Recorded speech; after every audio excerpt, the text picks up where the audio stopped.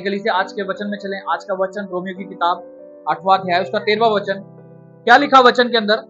क्योंकि यदि तुम शरीर के अनुसार दिन काटोगे तो मरोगे, यदि आत्मा से देह की क्रियाओं को मारोगे तो जीवित रहोगे। आमीन। आज जब हम प्रभु में हैं तो हम देखें अपने आप को कि हम किसको सुन रहे हैं। प्रभु के वचन में लिखा है कि हम जब परमेश्वर में हैं तो हम क्या है? एक आत्मा है, एक नया जीवन है हमने पाया है परमेश्वर की ओर से। क्योंकि बाइबल में लिखा है यूहन्ना की किताब में कि जो शरीर से जन्मा है वो क्या है? शारीरिक है, पर जो आत्मा से जन्मा है वो कौन है? आत्मिक है। लेकिन जब प्रभु में आते हैं तो प्रभु में हम जब आए तो हम किसकी बातें करते हैं? ज्यादातर आत्मिक बातें हम करते हैं, आत्मा की बातें। तो क्या जब हम बॉर्न अगेन, अभी पिछले संडे जब हमने बॉर्न अगेन एक वचन पढ़ा था, नए सिरे से जन्म लेना, वो जन्म लेना किससे था? आत्मा से। और वो जीवन किससे था? आत्मा के द्वारा। हालेलुया। तो मुझे अपने आप को, अपने जीवन को चेक करना है कि क्या मेरा जीवन सचमुच में आत्मा की आवाज सुन करके चल रहा हूं या फिर अपने शरीर को मैं फॉलो कर रहा हूं। दोनों की क्रियाएं हम जानते हैं कि क्या जो मेरे जीवन में हो रहा है वो शरीर से है या आत्मा से। सबसे पहले आपके लिए गुड न्यूज है कि आप आत्मा के अंदर क्या है? बिना खटके चल सकते हो। मालूम क्यों? पहले ये संभव नहीं था जब आप प्रभु में नहीं थे, राइट? क्योंकि आज जब हम इसका 12वां वचन पढ़ते हैं तो क्या लिखा? इसलिए हे भाइयों, हम शरीर के कर्जदार नहीं कि शरीर के अनुसार दिन काटे। क्या है? शरीर के कर्जदार नहीं है कि शरीर के अनुसार दिन काटे। जब हमारे पास पवित्र आत्मा नहीं था, प्रभु यीशु मसीह हमारे लिए क्रूस पर नहीं चढ़ा था, तब हम क्या थे? शरीर के कर्जदार थे। क्योंकि जो स्पिरिट थी हमारी वो एक्टिवेट नहीं, जो स्पिरिट हमारी थी वो एक्टिवेट नहीं थी। बिकॉज जब प्रभु का वचन लोगों के पास पहुंचता था तब वो उसको सुनते थे, मानते थे, या कोई नबी उनको जब गाइड करता था वो उसको फॉलो करते थे। उनके ऊपर एक अगुवा उनको चाहिए होता था हमेशा। अब जब पुराना नियम उठा करके देखते हो, कितने भी सारे आप परमेश्वर के दास देख लो या नबी देख लो, जितने भी आपने पुराने नियम में देखते हैं, जब जब वो उनके साथ रहते थे, गाइड करते थे, तब वो क्या होते थे? परमेश्वर में चलने के लिए दृढ़ रहते थे। लेकिन जैसे ही वो उनसे दूर होते थे या मर जाते थे, तब आप उनका जीवन देखो, वापस से पाप की तरफ मुड़ जाते। मूसा थोड़े टाइम के लिए पहाड़ पर गया और लोग उड़ाने लगे, पीछे से घबरा गए, राइट?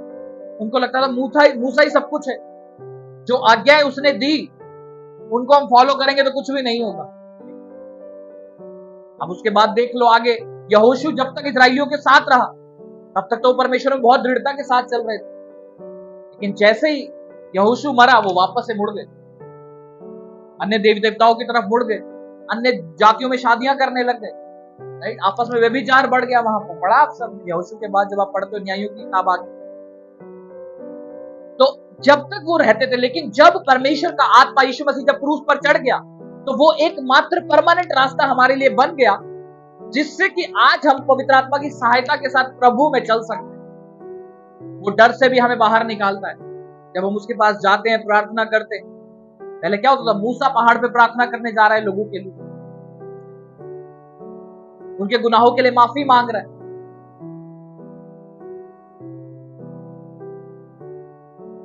इसीलिए जब हम देखते हैं बाइबल के अंदर कि हम अपने आप, पहले क्या थे? हम अपने शरीर के कर्जाई थे।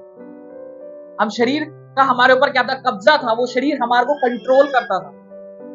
सबको मालूम है ये बात, शरीर पहले हमें कंट्रोल करता था। हम जब मसीह में नहीं थे, शरीर हमें क्या करता था? पकड़ के रखता था। जैसा शरीर हमें कहता था वैसा ही हम करते थे। हमें सही गलत का फर्क पता होने के बावजूद भी हम क्या करते थे? वो काम करते थे जो शरीर हमें कहता था। शरीर हमें कहता था, किसी को गलत बोलने के लिए हम बोलते थे, किसी को गाली देने के लिए देते थे, व्यभिचार के लिए तो हम करते थे, नशों के लिए तो हम करते थे। ये हमें शरीर हमें क्या करता है? 3 प्रकार के पार्ट होते हैं बॉडी के, मैं बताता हूं। एक ह्यूमन के 3 प्रकार के पार्ट होते हैं। सबसे पहला बॉडी, जिसको आप देख रहे हो, फिजिकल अपीयरेंस। ये एक अलग बाइबल स्टडी है, बट मैं आपको समरी बता रहा हूं इस बात। आप पकड़ के क्यों नहीं रखते? दूर से आवाज मारने से क्या हो जाएगा? मुझे नहीं समझ में आता। कब इतने सेंसिबल बनोगे आप? मुझे नहीं समझ में। अब इतने तो मैच्योर बनो कम से कम, दूर से आप आवाजें मारो।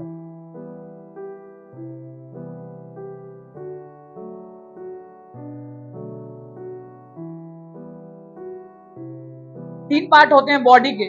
सबसे पहला जो फिजिकल अपीयरेंस जो हम देख रहे हैं, जैसे आप अपनी बॉडी को शीशे में देखते हैं, राइट? तीन पार्ट होते हैं, बॉडी, सोल एंड स्पिरिट, ठीक है?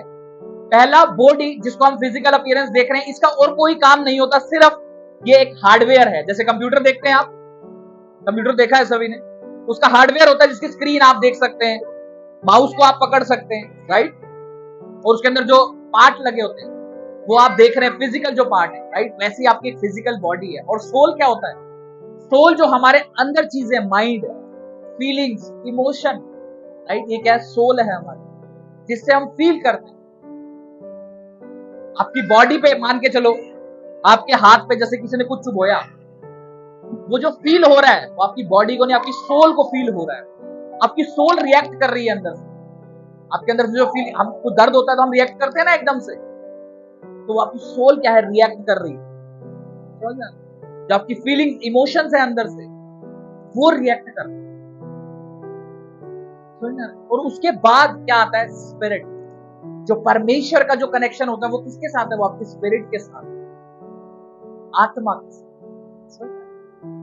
ये अलग से बाइबल स्टडी है कि अलग अलग कार्य क्या होता है। जस्ट एक आपको इस बाइबल से कनेक्शन क्या है, उसी लिए मैं आपको जस्ट समरी बता रहा हूं कि जब हम शरीर के अनुसार चलते हैं, बाइबल में लिखता है, तो हम क्या होते हैं? मरते हैं। क्यों? क्योंकि शरीर हमारे को क्या करता है? पाप की तरफ फॉल करता है, पाप की तरफ क्या करता है? लेके जाता है, डिस्ट्रैक्ट करता है। लेकिन जो परमेश्वर है वो आत्मा से क्या चाहता है? संबंध बनाना चाहता है। या हमारी आत्मा जो है वो परमेश्वर से कनेक्ट होना चाहता है, जुड़ना चाहता है। अब हम, मैंने आपसे पहले पूछा कि हम किसकी सुन रहे हैं, हम किसको फॉलो कर रहे हैं, वो डिपेंड करता है कि हम अपनी आत्मा में स्ट्रांग होंगे या फिर कमजोर। उसमें लिखा है कि शरीर के अनुसार दिन काटोगे तो मरोगे। अब ये मरना क्या है? डेथ इन अ स्पिरिट, यानी कि आत्मा के अंदर अब क्या होगे? मरते जाओगे। जब जब आप क्या होगे? शरीर के अंदर अपने दिन को क्या करते जाओगे? बिताते जाओगे। बाइबल में हमने पढ़ा है कि शरीर की क्रियाएं क्या हैं, शरीर से क्या क्या निकलता है? व्यभिचार, लुचपन, गाली गलौज, नशे, ये सब क्या है? हमारे शरीर की उत्पत्ति है, उसके अंदर से ये चीजें क्या है? निकलती हैं। लेकिन क्या मेरे अंदर इतनी सेंस है कि मैं इन चीजों को पहचान पा रहा हूं? क्या मैं जब प्रभु में चल रहा हूं तो मैं इस चीजों को पहचान पा रहा हूं, आइडेंटिफाई कर रहा हूं? सिर्फ आइडेंटिफाई करना ही जरूरी है, इंपॉर्टेंट नहीं है। उसके बाद मैं उस चीजों पे कैसे रिएक्ट कर रहा हूं वो बहुत ज्यादा जरूरी है। उसके बाद मैं उस पर कैसे रिएक्ट कर रहा हूं उस पर बहुत ज्यादा जरूरी है। जब पोतीफर की वाइफ ने यूसुफ को व्यभिचार के लिए फंसाना चाहा, क्या यूसुफ के मन में भावनाएं नहीं आई होंगी? बिल्कुल आई होंगी। क्योंकि जब परमेश्वर, हम पढ़ते हैं कि परमेश्वर ने हमें रोबोट नहीं बनाया, तो जरूर उसके मन में भी भावनाएं आई होंगी। लेकिन उसके मन में साथ ही आत्मा ने ये विचार भी डाला होगा कि ये गलत है। क्योंकि जब हम प्रभु में हैं तो ये पवित्रताई में चलने के लिए हमारे शरीर बनाए गए हैं, ना कि व्यभिचार करने के लिए। संबंध अपनी वाइफ के साथ तक जो है वो सही है, लेकिन अगर किसी और स्त्री के साथ है तो वो क्या है? वो गलत है। प्रभु के अंदर वो क्या है? वो गलत है। वो एक व्यभिचार और एक बड़े पाप के अंदर प्रभु की नजर में क्या है? वो काउंट होता है। तो वही आत्मा ने जब उसके अंदर उपजाया, किसी ने उसको रोका नहीं वहां पर, लेकिन फिर भी उसने क्या किया? उस बात को, परमेश्वर की बात को सुन करके उसको वहां पे क्या हुआ? डिनाई किया और भागा वहां से डिनाई किया और अपने कपड़े छोड़ करके भाग गया उस जगह। ये है कि मैं किसकी आवाज को सुन रहा हूं और फॉलो कर रहा हूं? आत्मा की आवाज। हमारे शरीर से क्या निकलते हैं? लड़ाई झगड़े, वाद विवाद हमारे शरीर से निकलते हैं। अगर आज मैं शरीर का कर्जदार नहीं हूं तो फिर भी मैं क्यों इन चीजों के अंदर अपना जीवन बिता रहा हूं? कभी पूछा है आपने अपने आप से? बहुत बार आप अपने अंदर देखोगे, इतने लड़ाई झगड़े हमारे अंदर, छोटी छोटी बातों पे गुस्सा, छोटी छोटी बातों, चाहे अपनी गलती हो चाहे ना हो, लेकिन छोटी छोटी बातों पे हम ऐसे गुस्सा होने लग जाते हैं। आपने पूछा क्यों है? किसी ने पूछा, क्या आंसर मिला आपको? करेक्ट, राइट आंसर, कि हमारा जीवन प्रभु को समर्पित नहीं है। मेरे अंदर जो है वो प्रभु का आत्मा वचन के साथ नहीं बैठा। उसकी भरपूरी मेरे जीवन में नहीं है, क्योंकि मैं उसको फीड नहीं कर रहा हूं, उसको खिला नहीं रहा हूं, इसीलिए मैं आत्मा में कमजोर हूं। इसीलिए मेरे अंदर से क्या निकल रहा है? शारीरिक बातें। अगर आप चाहते हो कि आप सचमुच एक आत्मिक व्यक्ति दिखो, तो आपको उसको फीड करना पड़ेगा, अपनी आत्मा को, वचन को खिलाना पड़ेगा रेगुलर। ये नहीं कि आपने आज खिलाया और कल आपने छोड़ दिया, है ना? आप आत्मा में बीमार हो जाओगे ना। जैसे शरीर में बीमार पड़ जाते हैं ना, हम जब खाना खाते रहते हैं तो ठीक है, जब खाना छोड़ दिया कुछ टाइम तक तो रहोगे आप, मतलब आप एक हफ्ता नहीं खाया, एक महीना नहीं खाया, आप क्या होगे? देखोगे आपका वेट घटता जाएगा। उसका भी एक सीमा है। ऐसा नहीं आप 2-3 साल 4 साल बिना खाए रह लोगे, फिर रहोगे नहीं, मिलोगे ही नहीं फिर। लेकिन उसी तरीके से आत्मा है। आप देखो आज कितने ऐसे लोग आपको आसपास ही दिख जाएंगे आपके, जो आत्मा में बहुत दूर हो चुके। रीजन मालूम क्या? वो बहुत टाइम से अपने उनको आत्मा को खिलाना ही छोड़ दी। आत्मा थोड़े टाइम तक तो चलता रहा, उनका जो इनर सेंस है, स्पिरिट है, जो वो थोड़े टाइम तक तो अलाइव रही, जिंदा रही, क्योंकि आपने उसको फीड किया। अभी शरीर का एग्जांपल दिया था ना, कि वो थोड़े टाइम तक तो ठीक रहेगा, फिर वेट गिरना शुरू हो जाता, फिर बिल्कुल वेट गिरना शुरू हो जाता, फिर खत्म। उसी तरीके से आप, जब आप उसको खिलाना छोड़ते हैं, अपना वचन प्रभु का पढ़ना छोड़ते हैं, तो आत्मा भी क्या होता है? उसका भी वेट गिरना शुरू हो जाता है, धीरे धीरे धीरे धीरे। फिर शैतान की आप लॉन्ग टर्म योजना के अंदर क्या है? शामिल हो जाते हैं। प्लान होते हैं ना, वो पॉलिसी प्लान होते हैं, लॉन्ग टर्म प्लान है जी, ये ले लो, आज 2-2 हजार रुपए डालो और 20 साल बाद आपकी बेटी की शादी के लिए आपको 50 लाख रुपए मिलेंगे। होते ना लॉन्ग टर्म प्लान, जो 20 साल बाद बच्चे की पढ़ाई के लिए सुने होंगे आप। वही शैतान का लॉन्ग टर्म प्लान। आज भाई धीरे धीरे वचन से दूर होता रहे और 5 साल बाद तू प्रभु से ही दूर हो जाएगा। ये प्लान है। कौन से वाला प्लान चाहिए? शॉर्ट टर्म चाहिए तो व्यभिचार में गिर जाओ आज ही, दूसरी औरतों के साथ संबंध बना लो जाकर के, दूसरे पुरुषों के साथ संबंध बना लो, नशों में जुड़ जाओ जाकर के, आप और जल्दी गिर जाओगे। ठीक है, ये शॉर्ट टर्म प्लान। और अगर लॉन्ग टर्म प्लान चाहिए आपको, पाप में मत गिरो, धीरे धीरे वचन से दूर होते जाओ, प्रार्थना, कौन सा प्लान खरीदना है? समझ में आ रहा है? ऐसी योजनाएं हैं शैतान की। और प्रभु के भी लॉन्ग टर्म प्लान है। प्रीमियम भरते जाओ अपनी आत्मा के अंदर। वो कहता ना, अगर आपने प्रीमियम भरना छोड़ दिया तो क्या होगा? पॉलिसी क्या हो जाएगी? लैप्स हो जाएगी, खत्म हो जाएगी। आपने जितना प्रीमियम भरा है वो खत्म हो जाएगा। पढ़ा है, देखा है कभी इंश्योरेंस लाइन? आपको हर साल, हर महीने इतने पैसे डालने, अगर आपने छोड़ दिया तो वो लैप्स हो जाएगा, खत्म। जितना पैसा गया वो भी गया और आगे भी कुछ नहीं मिलने। हर बार हमें क्या करना है? वो प्रीमियम को डालते रहना आत्मा के अंदर, ताकि जब मैं प्रभु में चलूं तो वो लिखा है कि तुम शरीर के कर्जदार नहीं हो, अब आप कर सकते हो, यू आर एबल। क्यों नहीं हो? क्योंकि आपका कर्जा किसी और ने दे दिया। आपका कर्जा यीशु मसीह दे चुका है। अब आपको घबराने की जरूरत नहीं है। एक जब किसी के सर पे कर्जा होता है ना, तो पूरे जीवन भर उसके सर पे एक तलवार लटकी रहती, होती कि नहीं होती? कि मुझे उसका कर्जा देना है। जिसकी देने की नियत होती, जिसकी देने की नियत थी, उसको कोई फर्क नहीं पड़ता, ठीक है? लेकिन ये वो कर्जा था जो देना ही देना था, उससे मुक्त नहीं हो सकते। मुक्ति दिलाई यीशु मसीह ने। मुक्ति दिलाई किसने? यीशु मसीह ने, क्योंकि उसने कर्जा पे कर दिया है। क्योंकि ये वो कर्जा था पाप का, जिसको आप बिना पे किए हटा नहीं सकते। बिना पे किए आप क्या कर सकते? हटा नहीं सकते। तो इसीलिए जब वो यीशु मसीह ने हमारे लिए कर्जा दे दिया, आज हम फ्री हैं, आज वी कैन वॉक, हम चल सकते हैं आत्मा के अंदर। तो इसीलिए जब आप आत्मा में चलते हो तो जरूरी है कि वो आत्मिक चिन्ह नजर भी आने चाहिए जब हम कहते हैं, क्योंकि ऐसा मुमकिन नहीं है कि हम आत्मा में क्योंकि जब शरीर के काम, बाइबल में लिखा है कि शरीर के काम तो जाहिर हैं, पढ़ा लिखा है जाहिर है, मतलब विजिबल है। वहां पर अगर शरीर के काम विजिबल हैं तो आत्मा के काम विजिबल क्यों नहीं? वो भी है। बट अगर आत्मिक जीवन है हमारा तो जब एक व्यक्ति आपको नजर आ जाएगा जो आत्मा में है ना, उसके मुंह से आप लड़ाई झगड़े नहीं सुनोगे।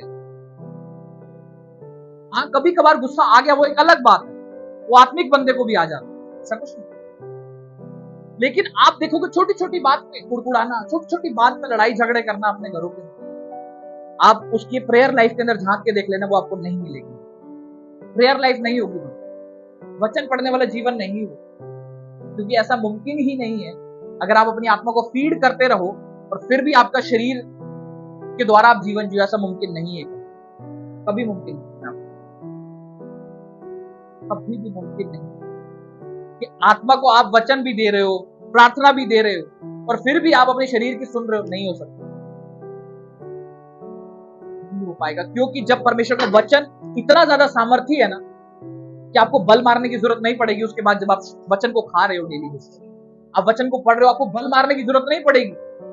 आपका आत्मा इनफ स्ट्रांग होगा कि वो इतने डिसीजन ले पाएगा कि वो शरीर की क्रियाओं को मार पाएगा। क्योंकि वचन में लिखा है कि आप शरीर को क्या लिखा है, क्योंकि यदि तुम इसका 14 वचन देखते हैं, इसीलिए इसी का बी पार्ट देखो, यदि आत्मा से देह की क्रियाओं को मारोगे तो जीवित रहोगे। अब कब मार पाओगे आत्मा से देह की क्रियाओं को? जब आत्मा स्ट्रांग है, आपका आत्मा स्ट्रांग है। हम क्यों इजीली शरीर की बातों को सुन लेते हैं? बताएगा क्यों इजीली शरीर की बातों को सुन लेते हैं? क्यों मेरा शरीर कह रहा लड़ाई झगड़ा कर तो हम कर लेते हैं? क्यों ऐसा होता है? आत्मा कमजोर है उस जगह पर, इसीलिए शरीर ज्यादा प्रभावी है आत्मा के ऊपर। शरीर क्या है, ज्यादा किसके ऊपर प्रभावी हो रखा है? आत्मा के ऊपर। ये आत्मा है, ये शरीर है। अब किसको आपको किसके ऊपर रखना है वो आप तय करो। अगर तो शरीर को आत्मा के ऊपर रखना है तो कुछ करने की भी जरूरत नहीं, समझ आ रहा? कुछ नहीं करना, आराम से बैठो, खाओ पियो, मौज। अगर आप चाहते हो आत्मिक जीवन बिताना और आत्मिक तौर पर डेड ना होना, तो आपको आत्मा को शरीर के ऊपर रखना पड़ेगा और उसके लिए मेहनत करने की, उसके लिए प्रभु के साथ बैठने की जरूरत है, वचन को पढ़ने की जरूरत है। समझ में आ रहा है? ताकि मेरी जो बॉडी, जिसके बारे में भी हम पढ़ रहे थे कि spirit, body, soul and spirit, जो स्पिरिट में जब मजबूती आती है ना, वो हमारी सोल को क्या करता है? बदलता है। अब समझना तीन चीजें, दोबारा से उस एग्जांपल को लेके जाऊं। मैंने तीन बातें बताई थी आपको, बॉडी, सोल एंड स्पिरिट। जब आपकी स्पिरिट स्ट्रांग होती है ना, तो आपकी सोल को बदलता है। प्राण, हाँ, जब हिंदी में पढ़ोगे तो प्राण होता है, वो प्राण वही है जिसके अंदर आपके इमोशंस हैं, फीलिंग्स हैं। तो जब आपकी स्पिरिट, जो आत्मा जो स्ट्रांग होगी, वो क्या करेगी? आपके सोल को क्या करेगी? चेंज करेगी। उसके सोचने का तरीका क्या करेगी? बदलेगी। मैंने आपको बताया ना, जो फीलिंग निकलती है आपकी बॉडी से नहीं आ रही, वो आपकी सोल क्या कर रही है? कन्विक्ट कर रही है।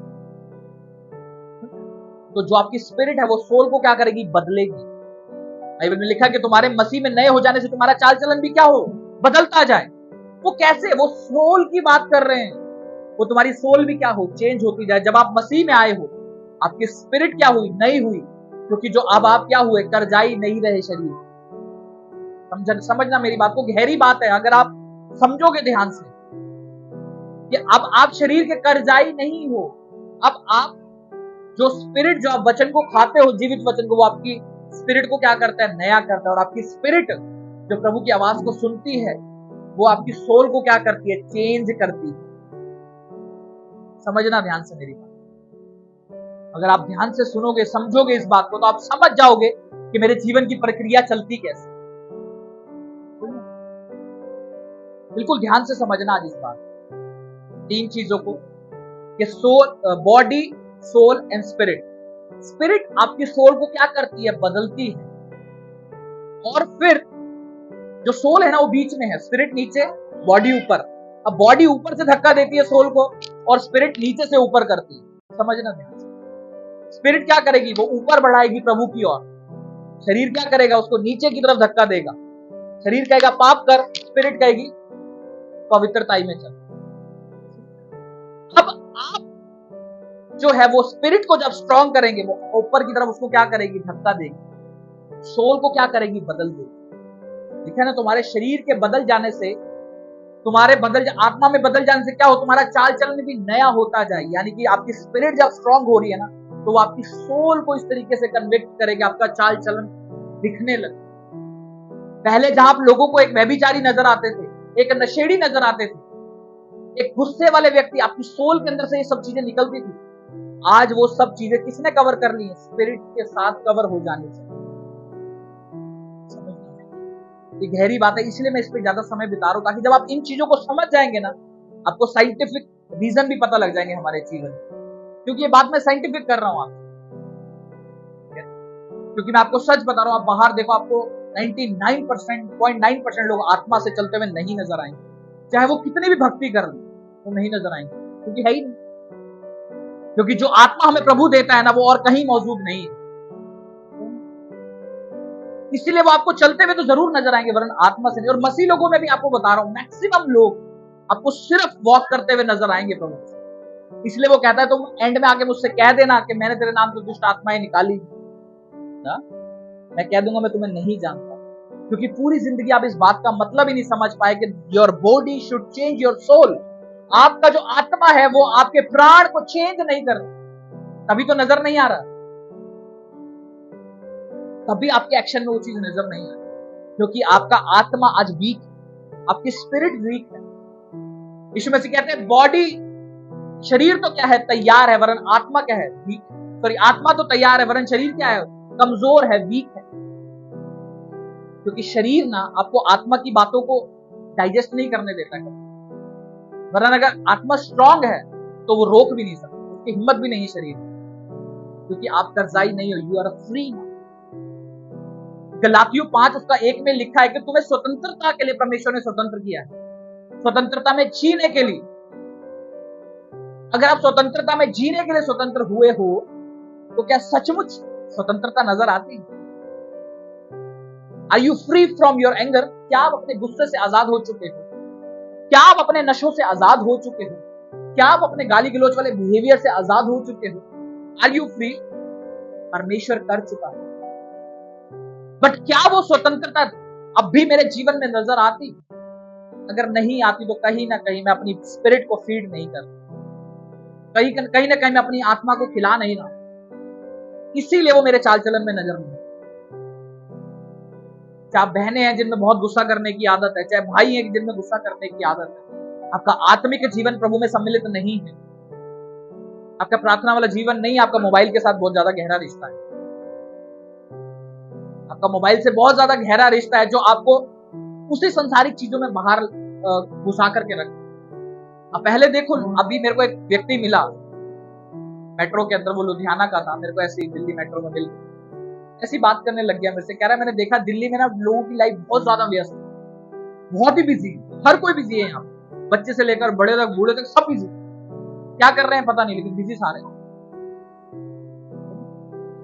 जब मैंने उसकी बात सुनी ना, मैंने अपनी लाइफ इमेजिन करी। जब हम छोटे थे हमारे पास बहुत टाइम होता था, हम स्कूल से भी आते थे, घर आकर के रूटीन के हिसाब से टीवी भी देख लिया, ठीक है, उसके बाद खाना भी खा लिया, ट्यूशन भी चले गए, फिर भी इतना समय बचता था हमारे, फिर भी शाम को इतना समय बच जाता था। मुझे सोचता अब क्या करें, अभी भी दिन बचा, अभी भी समय बचा, लेकिन आज समय क्यों नहीं मालूम, क्योंकि हम सब, हमारा माइंड जो है शैतान करप्ट करके रखा है। सबसे इजी तरीका आपको मोबाइल में व्यस्त करके रखा हुआ है, सबसे ज्यादा तरीका पता है, एक तरीके का नाम जो हमारा साइंटिफिक सिस्टम है, मोबाइल से ऐसी वेव्स निकलती हैं जो हमारे माइंड को एहसास ही नहीं होने देती कि हम थक रहे हैं। इस तरीके से कैप्चर कर लेता है वो, हमारे माइंड को पकड़ लेता है। आप 3 घंटे भी मोबाइल इस्तेमाल कर लोगे ना, आपको मालूम नहीं चलेगा, आपको मालूम नहीं चलेगा। और लोग कहते हैं हमारे को नींद नहीं आ रही, इसीलिए तो नहीं आ रही, इसलिए क्योंकि मोबाइल ने पकड़ रखा है माइंड। उस दिन मैंने देखा मेरी मदर 3 बजे उठी हुई थी, मोबाइल चला रही। मैंने कहा ये क्या, मेरी ऐसी नींद खुल गई, मैं बाहर गया, मैंने देखा मोबाइल की आवाज कहां से आ रही है रात को 3 बजे। मैंने कहा क्या कर रहे, कह रहे नींद नहीं आ रही। मैंने कहा आप तो मोबाइल चला रहे हो, नींद कहां से आई? तो मैंने कहा मोबाइल को रखो और आंखें बंद करके सो। शरीर आपको पता क्या कहेगा, नींद नहीं आ रही, एक्चुअल में वो मोबाइल मांग रहा है आपसे, ले मोबाइल ले। और वो बैक स्टेज आपको क्या दिखा रहा है कि तेरे को नींद नहीं आ रही भाई, एक्चुअल में वो कह रहा है मोबाइल उठा ले, और आपने वही किया। और आपका माइंड क्या कह रहा है कि अच्छा नींद नहीं आ रही, चल मोबाइल यूज कर लेता। एक्चुअल में वो मोबाइल ही मांग रहा है, सो मत, मोबाइल उठा भाई। समझ आ रहा है? इस तरीके से शैतान काम करता है। आपका बहुत मन करेगा, मेरा भी करता है, मोबाइल यूज करता रहूं, लेकिन मुझे मालूम है किसकी योजना है। मेरे को नींद भी नहीं आ रही उतने, मैं मोबाइल नहीं उठाता रहा, 2 मिनट 5 मिनट उठा लिया, वो एक अलग बात, ये नहीं उसको लेकर लग ही जाऊंगा, या बहुत कोई जरूरी काम है चर्च का तो उठाता हूं, अदरवाइज नहीं। ये हमारा माइंड, ये हम क्या दिखा रहे हैं, हम शरीर के अनुसार जी रहे हैं। आपके मोबाइल ने ना आपको ऐसे पकड़ रखा है मालूम, वो आपको छुड़वाना पड़ेगा खुद ही। अगर आपको मोबाइल आपको नहीं छोड़ेगा, मैं आपको बता, आपको खुद सेंस का इस्तेमाल करना पड़ेगा। क्या देख रहे हो आप घंटों घंटों रील के ऊपर, कुछ नहीं। पहले होता था कि वो एक रेड लाइट एरिया है, पॉर्न एरिया एक जगह पर जा करके आपको ऐसे वैश्याएं मिलती है। अब आपको कहीं जाने की जरूरत नहीं, आपको मोबाइल पे सब मिल जाता है। शैतान ने इतना इजी कर दिया आपको पाप में गिराने का कि आपको मोबाइल पे सब मिल जाएगा। अगर आप प्रार्थना में नहीं है, आपके सामने गंदा आएगा, आप कभी भी नहीं रोको, आप कभी भी नहीं रोकोगे, क्योंकि आपका आत्मा स्ट्रांग ही नहीं है डिसीजन लेने की। कैसे रोकोगे? सास बहू की लड़ाई चल रही होंगी, आप कभी नहीं रोकोगे, आप पूरा देखोगे। हाँ, यदि सास ऐसे कर दी, इसकी सास तो ऐसे करती है, इसके साथ इसकी बहू तो ऐसे करती है, हाँ मेरी वाली भी ऐसी। फिर वो शैतान ने आपके माइंड में फिट कर दिया आपकी सास के लिए, आपकी बहू के लिए। फिर जब घर में छोटी सी भी बात होगी ना, आपके मन से इतना ज्यादा गुस्सा निकलेगा और आप सोचोगे भी नहीं कि कहां से आया मेरे अंदर। आप अपने इंस्टाग्राम खोल के देख लेना, यही आएगा आपके सामने। अगर आप सास हैं तो बहू की बुराई आएगी, और आप बहू हैं तो सास की बुराई आएगी। अगर आप एक यूथ हैं तो सुंदर से कपड़े पहन के लड़की आपके सामने आ जाएगी, ठीक है। नशों के स्टेटस आपके सामने आएंगे। शैतान पहचानता है आपको कैसे गिराना है, आप अलाउ करो। क्योंकि जब आपके सामने पहली बार आया ना, आपने उसको पूरा 36 सेकंड देखा, आपका मोबाइल समझ गया कि ये इस चीज को पसंद कर रहा है। समझ गया? ये एल्गोरिदम है, ये साइंस का एल्गोरिदम नहीं है, ये शैतान का एल्गोरिदम है। आप एक यूथ है तो आपके मोबाइल को पता है आपकी एज क्या है, ठीक है। आपने जीमेल पे डाली है ना आपकी एज, तो आपके मोबाइल को पता है और शैतान को भी पता है साथ के साथ, ठीक है ना। आप 20 साल के यंग लड़के हैं, उसको पता है अच्छा अब तो सारी भावनाएं भी इसके अंदर हैं, चल एक गंदी रील इसके सामने लेके जा। अब आपने उसको 1 सेकंड में हटाया या 30 सेकंड में हटाया, उसके बाद आपके मोबाइल ने समझ लिया, अच्छा 30 सेकंड में हटाया, इसको पसंद आ रही, और ले और ले, अब और दे। वो आपको शैतान की योजना, आप समझ रहे हो आपको किस तरीके से पाप में गिराना। आपने टीवी पे सीरियल देखा बढ़िया सा, जिसमें सास बहू आपस में लड़ रही है। अगर आप आत्मा में स्ट्रांग है तो आप पहचान जाएंगे कि आपके अंदर क्या घोल रहा है। नहीं तो फिर 4 दिन बाद आप लड़ते नजर आएंगे अपने घर, ठीक है। एक्चुअल में वो आपकी सोल से निकल नहीं रहा है, वो आपके शरीर में कैप्चर किया, आपकी सोल में डाल दिया। अब वो स्पिरिट को क्या कर रहा है, नीचे की तरफ प्रेस कर दबा रहा है उसको। आपकी आत्मा को क्या कर रहा है, आपकी सोल ने कैच कर ली, अब उसको क्या कर रहा है, दबा रहा है। तो किस तरीके से हमारी बॉडी चलती है और किस तरीके से हम डिसीजन, निर्णय लेते हैं अपनी लाइफ से, या शरीर से या आत्मा से कैसे लेते हैं, समझ में। अगर आप आत्मा में प्रार्थना करने वाले व्यक्ति हैं तो आप उन गंदी रीलों को कभी नहीं देखेंगे। अगर आत्मा में हो तो आप तो वैसे ही टाइम व्यर्थ नहीं करोगे उनको देख देख के। मेरे को ये अच्छा लगता है, बहुत अच्छा है, इसलिए मैं अपने मोबाइल में इंस्टाग्राम रेयरली डालता हूं, कभी कोई काम होता है तब डालता हूं और उसी समय 2-4 दिन बाद हटा भी। पहले मुझे बहुत टाइम पहले की बात, और मुझे बहुत लत लग गई थी इसकी, मेरे को समझ में आने लगा कि शैतान क्या कर रहा है, कैप्चर कर रहा है वो हमें। मैं तुरंत उसको हटाया, मेरा मन नहीं था लेकिन प्रार्थना करी, मैंने उसको तुरंत हटाया और खत्म। अब ऐसा होता है कभी किसी काम के लिए डालता भी हो तो ऐसा कुछ नहीं, काम किया और खत्म, हटा देता हूँ।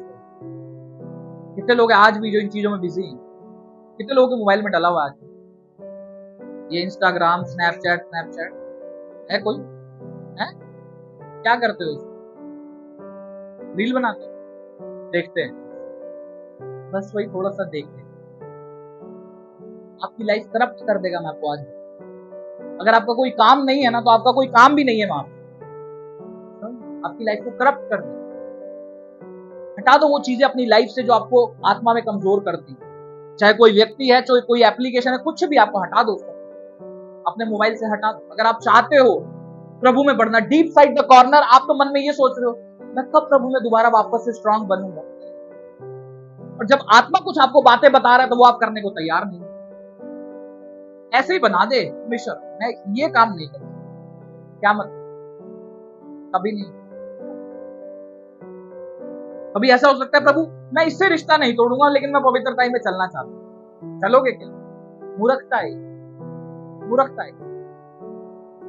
प्रभु मैं संडे चर्च नहीं आऊंगा लेकिन मेरे को वचन के गहरे भेद तू दे दे, कैसे हो?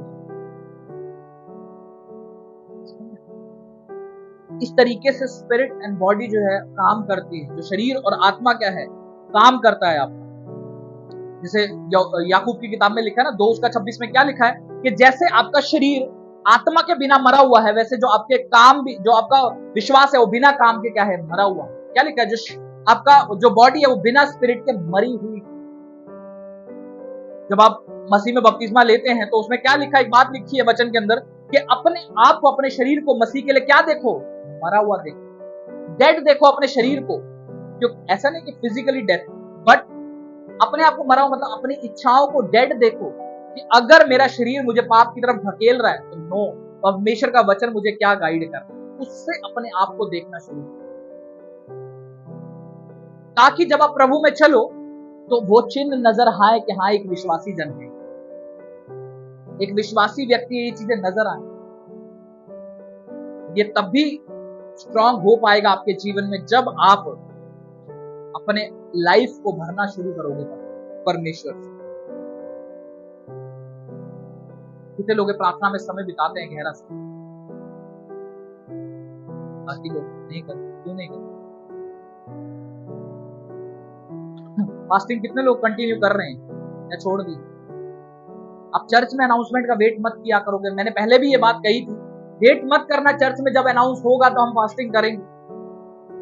कंटिन्यू करो। हमारे शरीर इतने कठोर हो गए कि हम फास्टिंग नहीं कर सकते, और जबकि मैंने आपको बताया था उस टाइम, फास्टिंग आपकी लाइफ को पूरी तरीके से ट्रांसफॉर्म कर सकती है, मैं आपको बता। और काफियों ने टेस्टिमनी भी दी, फास्टिंग की टेस्टिमनी दी, उसके बाद भी हम उस चीज को लैक करते। पहले हमारे 1 रोजे थे, आज भी 1 है या 1 भी नहीं, क्यों ना मैं उसे बढ़ाऊं, हफ्ते के 3 करूं। अगर आपको लगता है मैं शारीरिक तौर पर कमजोर हूं, मैं कैसे रखूंगी या रखूंगा, कर सकते हो, मैं आपको बता रहा हूं। खुदा से मांगना तो शुरू करो। आप 1 दिन को तो कंटिन्यू रखना शुरू करो, प्रभु 2 के लिए भी तैयार कर दे। आपकी फास्टिंग जो है ना, वो आपको थकाएगी नहीं, आपको चार्ज करेगी, मैं आपको बता रहा हूं, क्योंकि यही प्रभु का तरीका है। उसको मेडिकल इश्यू है वो एक अलग बात, बट अगर आप कोई मेडिकल इश्यू कुछ नहीं है, जस्ट मेरे को वीकनेस होती है, तो आप सही तरीके से नहीं रख रहे हैं, आप प्रभु में समय नहीं बिता रहे हैं। जब आप फास्टिंग में, आप शुरू तो करो। प्रभु आपकी स्पिरिट को जब स्ट्रांग करना शुरू करेगा ना, वो स्पिरिट स्ट्रांग होना शुरू हो जाएगी, तो शारीरिक थकावट भी खत्म हो जाएगी। इसलिए ये बहुत जरूरी है कि जब हम प्रभु में हैं तो शरीर के अनुसार नहीं, वरन आत्मा के अनुसार चलें और उसी की आवाज को फॉलो करें, क्योंकि बाइबल में लिखा कि मेरी भेड़ मेरी आवाज को सुनती, और जो अपने चरवाहे की आवाज को नहीं सुनती वो कहां जाती है? खड्डे में। कहां जाती है वो भेड़? खड्डे में जाती है। और फिर खड्डे से निकलने के लिए वो संघर्ष मारती रहती है, वो ऊपर नहीं आ पाती। जब हम प्रभु में चलते हैं, शरीर की आवाज को सुनते रहते हैं, तो कहीं ना कहीं हम किसी खड्डे में जाके पड़ जाते हैं, और फिर चर्च भी आ रहे होते हैं, लेकिन कुछ फर्क नहीं पड़ रहा होता, क्योंकि हम पर्सनल लाइफ में कोई प्रेयर नहीं, कोई वर्ड ऑफ गॉड रीडिंग नहीं। जिस तरीके से दानियल का रूटीन था, हमारा कोई रूटीन नहीं। पतरस और यूहन्ना का रूटीन था आराधनालय में जाके प्रार्थना करना, हमारा कोई रूटीन नहीं। इससे कोई फायदा नहीं होगा कि हम सब चीज संसार में पा लें और अपनी आत्मा को ही खो दे, तो कोई फायदा नहीं। बाइबल में लिखा है ये बात कि मनुष्य चाहे सारे जगत को प्राप्त कर ले, पर अपनी आत्मा की हानि उठा ले तो उसका कोई लाभ नहीं, कोई भी लाभ नहीं। आप उतना ही कमाओ, उतना ही काम करो जिसमें आपकी स्पिरिट मेंटेन रहे, जिसमें आपकी स्पिरिट क्या हो? मेंटेन रहे। इसलिए आज के बाद से आप अपनी लाइफ को ऑब्जर्व करो कि क्या मैं शरीर के अनुसार चल रहा हूं या आत्मा के अनुसार। आपको कठोरता से डिसीजन लेने पड़ेंगे। प्रार्थना करने का नहीं मन कर रहा, फिर भी करनी। कितने लोग हैं जिनका प्रार्थना करने का मन करता है, और कितने लोग ऐसे इन्हीं में से जिनका नहीं भी करता है? वो सारे ही होंगे, मैं तो नहीं। समटाइम ऐसे सिचुएशन में आज मन नहीं है, आज नहीं है मन, रीजन कुछ भी है, लेकिन आज प्रार्थना करने का मन नहीं। क्यों? हाथ पैर सलामत नहीं है, मुंह नहीं चल रहा है, दिमाग काम नहीं कर रहा, वो भी कर रहा है, लेकिन मन नहीं। क्यों नहीं? शैतान नहीं चाह रहा है।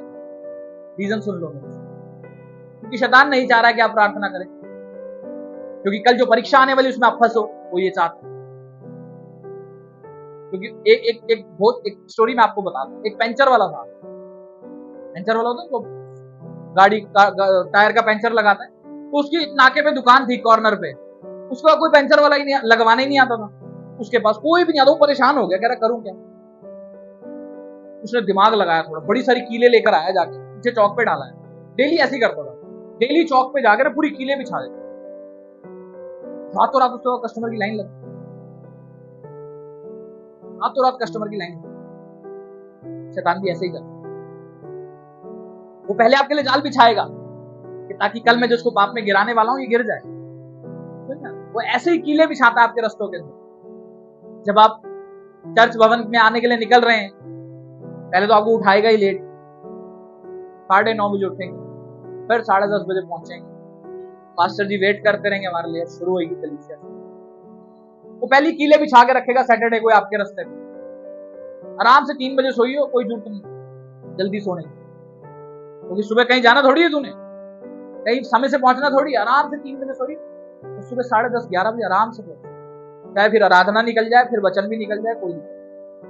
आज प्रार्थना मत कर, क्योंकि कल तूने काम पे जाना है, वहां तेरे को काम पे अच्छे सुंदर कपड़े पहन के लड़कियां दिखेंगी और तू व्यभिचार में गिर जाएगा, तो नहीं करने देगा आपको प्रार्थना। ये तभी यीशु मसीह ने कहा कि प्रार्थना करके तू कल परीक्षा में ना गिरे। तो शैतान ऐसी कीले बिछा के रखता है, आपको काम ही नहीं करना, प्रार्थना नहीं करना, और गलती उसकी नहीं है, शैतान की गलती, वो उसका काम है। हम क्या कर रहे हैं, उसे नींद आ रही है हमारी, इसीलिए हम प्रार्थना। शैतान एक बार परमेश्वर के पास गया, परमेश्वर सारे कामों का दोष ना मेरे पे डाल दे, ये तेरे जो लोग हैं ना, मैं नहीं भी कर रहा हूं तब भी मेरे पे ही डाल रहे, ये शैतान ने नहीं करना। कहते जब तेरे इतने स्ट्रॉन्ग वचन इनके पास हैं, तो फिर ये दोष मेरे पे क्यों डालते? अगर मेरे पास चाबी है खजाने की ताले की, तो मैं खोल नहीं रहा, तो उसमें किसी और की क्या गलती? चाबी मेरे पास पड़ी हुई है, तेरे तिजोरी सामने है, ये मुझे खोलने नहीं दे रहा, क्या मतलब है इस बात? ये मूर्खता है। चाबी भी मेरे पास है, वो बंदा भी वहीं आराम से बैठा हुआ है, कुछ नहीं कर रहा, लेकिन मैं नहीं ये नहीं खोलने दे रहा। मैं यार शैतान किस तरीके से कार्य कर रहा है, और हम क्या कर रहे हैं? हम सिर्फ ब्लेम लगा, शैतान ने नहीं करने दिया। उसने तेरा हाथ पकड़ लिया था प्रार्थना के, तेरा मुंह रोक लिया था, तेरा दिमाग को बंद कर दिया था कि वचन ही ना पढ़ता। तो ये हमारी गलतियां होती है कि हम शरीर को बहुत ज्यादा फीड करने लग जाते हैं, आत्मा को नहीं खिलाते, शरीर को बहुत फीड करते, इसीलिए डिसीजन नहीं ले पाते। तो इसीलिए जब प्रभु में आप चलो तो सेंसेस के साथ चलो पूरे, और एक कठोरता वाले डिसीजन लो अपनी लाइफ के अंदर कि ये काम करना है तो करना ही है। अगर उस काम करने के लिए, प्रार्थना बढ़ाने के लिए मुझे अगर अपने मोबाइल की यूजेज बिल्कुल ना के बराबर कम करनी है तो खत्म, इस ऐप को हटाना है तो हटा दूंगा। क्योंकि आप अगर आत्मिक तौर पर सोचने लगेंगे ना, तो आपको परमेश्वर दिखाएगा कि ये चीजें हैं जो तेरा नुकसान कर रही है। चाहे फिर वो तेरा ओवर टाइम काम पे देना है, ओवर टाइम मोबाइल यूज करना है, ओवर टाइम संसारिक संगति में रहना है, सब परमेश्वर आपको दिखाएगा अगर आप भूख के साथ उससे मांगोगे। लेकिन फिर भी आपको अपनी सामर्थ्य पे वो चीजें हटानी पड़ेगी। भी पौलुस कहते हैं मैं अपने शरीर को मारता और कूटता अपने वश में रखता हूं। अगर सब परमेश्वर नहीं करना था तो पौलुस क्यों कहते हैं वहां? पौलुस क्यों कहते हैं इस बात? तो ये कहते हैं कि परमेश्वर के अनुग्रह से सब कुछ मैं कर पा रहा हूं, सब कुछ मैं बदल दे रहा हूं अपनी लाइफ के अंदर उसके अनुग्रह से। वो आपका मोबाइल नहीं, वो हाथ नहीं पकड़ेगा ऐसा, नहीं मोबाइल मत नहीं करते, ऐसे नहीं करेगा परमेश्वर। आपको उसको खुद से ही साइड में रखना पड़ेगा, खुद से ही आपको फॉलो करना पड़ेगा कि परमेश्वर का वचन कह रहा है कि तेरे मुंह से ऐसी बातें निकलनी चाहिए जो मिलनसार हो, मिठास वाली बोली हो तेरी। परमेश्वर नहीं निकालेगा, वो खुद निकालेगा। और ये तभी संभव होगा जब आपकी आत्मा रूटेड है प्रभु के अंदर, उसको खाना मिल रहा है, तभी होगा। इसीलिए अपनी लाइफ को चेक करोगे कि मेरी लाइफ क्या रिप्रेजेंट कर रही है, या परमेश्वर को या फिर शैतान को रिप्रेजेंट। क्योंकि आपकी लाइफ से ना लोग परमेश्वर को देखना चाहते हैं कि आपकी लाइफ में क्या बदलाव है। या सिर्फ आपका नाम बदल गया है, आपका धर्म बदल गया है, आपकी आइडेंटिटी बदल गई है कि आप पहले कहीं और जाते थे, अब चर्च जाते, या सिर्फ ये बदला है? लोग आपकी लाइफ में परमेश्वर को देखना चाहते हैं, वो नहीं दिखता, इसीलिए वो कंटिन्यू बोलते रहते हैं कि इसने धर्म बदल दिया। बोलेंगे लोग, ऐसा मैं मना नहीं कर रहा हूं, लेकिन अगर कई सालों से बोलते ही जा रहे हैं, क्योंकि आपके जीवन में कोई बदलाव नहीं दिखता, आपसे लोग इंप्रेस नहीं है, वो परमेश्वर को नहीं देख पा रहे आप। इसीलिए अपने आप को प्रभु में ढालने की कोशिश करते रहो। अपनी प्रार्थना और वर्ड ऑफ गॉड रीडिंग और फास्टिंग को छोड़ना नहीं, फास्टिंग को कंटिन्यू रखो। आप जो छोटी छोटी कमियां देखते हो ना अपने अंदर आत्मिक जीवन में, वो भर जाएंगी। मैं आपको कई सब दिन आंखें बंद करके हम दुआ में चले और खुदावन से मांगे, खुदावन मैं अपने आप को तुझको सौंपता हूं मेरे परमेश्वर। कलीसिया प्रार्थना करे सब दिन ऊंची आवाज में, खुदावन से मांगे, खुदावन आज जितना वचन मैंने सुना मेरे परमेश्वर, खुदावन आज के बाद से प्रभु जी मैं शरीर के अनुसार नहीं वरन आत्मा के अनुसार चलूंगा परमेश्वर, क्योंकि तेरे वचन में लिखा कि शरीर के अनुसार चलोगे तो मरोगे, वरन आत्मा से जब भेगी क्रियाओं को मारोगे तो जीवित रहोगे। और मेरा विश्वास है कलीसिया आप अनंत काल तक के लिए जीवित रहोगे प्रभु के साथ, क्योंकि वचन में लिखा कि जितने भी विश्वासी जन हैं और अविश्वासी भी हैं, उनमें से कोई भी मरने का नहीं। मैं आपको बता रहा हूं, कोई भी नहीं। हर एक व्यक्ति जीवित रहेगा बाइबल के अनुसार, लेकिन वो जीवित कहां रहेगा वो खुद तय करेगा, चाहे स्वर्ग में चाहे फिर वो नरक में। प्रभु का वचन कहता है, क्योंकि बाइबल में लिखा है कि जो नरक की आग है वो कभी बुझने की नहीं, और वहां पर आप भी कभी मरने के नहीं, और स्वर्ग में भी आप भी कभी मरने के नहीं है। तो हमें तय करना है कि हमें अनंत काल का जीवन कहां बिताना है प्रभु के साथ, स्वर्ग में। अगर आज हम आत्मा की बात सुन करके आत्मा के चलाए चलते हैं तो हम स्वर्ग में अनंत काल के लिए प्रभु के साथ जीवित रहेंगे, मेरा विश्वास है। खुदा मैं तेरा धन्यवाद देता हूं प्रभु जी को, जो बुद्धि का प्रकाशन प्रभु देता है मेरे परमेश्वर अपने लोगों के ऊपर, जो वचन को ग्रहण करते हैं प्रभु जी और स्वीकार करते हैं और अपने जीवन में उसको उस पर चलने का अमल करते हैं। प्रभु मैं तेरा धन्यवाद करता हूं मेरे परमेश्वर, प्रभु यीशु मसीह के सामर्थी नाम से मांगता हूं, आमीन। जोर से तारीफ करेंगे।